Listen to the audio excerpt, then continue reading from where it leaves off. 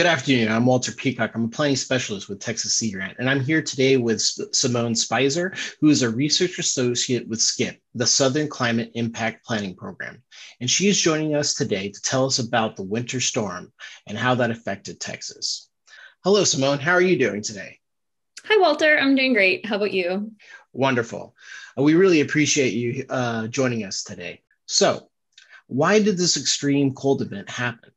Usually, cold air at the surface of the Earth is trapped near the Arctic by the polar jet stream, the band of winds that circles the northern part of the globe and separates cold air to the north from warm air to the south. However, this winter, some of that cold air was able to escape the Arctic because of a phenomenon called sudden stratospheric warming. So, Simone, what is a sudden stratospheric warming? So, first, the stratosphere is the layer of the atmosphere that extends from about 6 to 30 miles above the surface.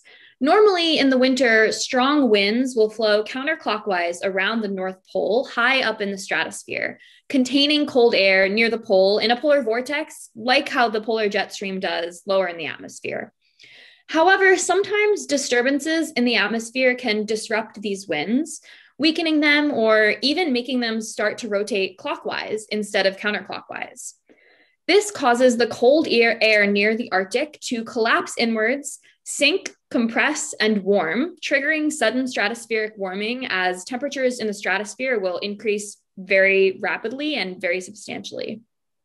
The falling air and the change in the stratospheric circulation can then have cascading effects on wind patterns closer to the surface, including weakening the polar jet stream. A weaker polar jet stream is then, in turn, less able to contain the cold Arctic air near the surface, near the North Pole. And if additional atmospheric disturbances occur, they can cause some of this cold air to escape and travel southwards, bringing the extreme cold to places that don't always get it. How did sudden stratospheric warming play out this year? Well, the movement of the cold air that led to the recent frigid temperatures in Texas was triggered by a sudden stratospheric warming event. Over a few days in the end of December 2020 and the beginning of January 2021, the stratosphere warmed by about 100 degrees Fahrenheit. And by the 5th of January, the stratospheric winds had reversed direction. Since then, disturbances in the atmosphere have led to breakaways of cold air from the Arctic, most notably one in the end of January that pushed the cold air that caused the recent freeze into the United States. This cold air outbreak traveled a lot farther south than normal and was able to reach so far down into Texas, partly powered by the snowstorms that it caused. I thought climate change made these type of events a thing of the past. How could Texas have had such an extreme winter storm if temperatures are increasing because of climate change? This winter storm, while very impactful and extremely cold, was just one event. Climate change refers to the long-term trends in weather conditions over time. And in Texas, these long-term trends do show that temperatures are warming, and overall, extreme cold events are becoming less frequent and less severe. Actually, extreme cold temperatures are even warming faster than average temperatures in Texas. That being said, though, even in a warmer world, extreme cold events can and will still happen occasionally, as this winter storm shows us.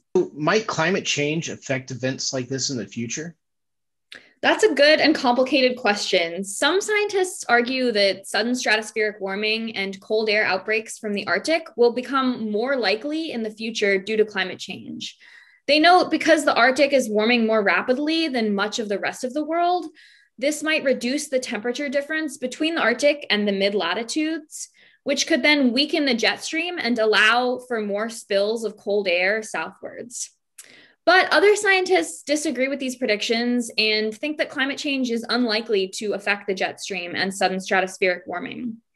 Also, even if climate change does lead to more frequent cold air outbreaks, such an effect would have to be very substantial to overcome the warming of cold air also expected due to climate change. So overall, more research is needed to better understand and predict the impacts of climate change on winter weather and sudden stratospheric warming. Well, Simone, that is a lot of information. Thank you so much for everything. But what is the big picture takeaway from this type of an event? Yeah, so regardless of its effects on winter storms, climate change is likely to have other far reaching impacts, like increases in extreme heat and hurricane intensity, that will stress Texas infrastructure and society, much like this winter storm did. Given that, the recent freeze demonstrates the critical importance of planning for extreme weather conditions in a changing world. I have to agree with you there. Being without power for 3 days was not pleasant, especially when it was only 42 degrees inside my house. I do think that our communities and municipalities need to take this into consideration when planning for the future and future disaster events. Simone, thank you so much. We really appreciate your time today and everything you're doing to help spread the information on these type of weather events. Thank you again. Thank you so much for having me and for talking to me today. Bye.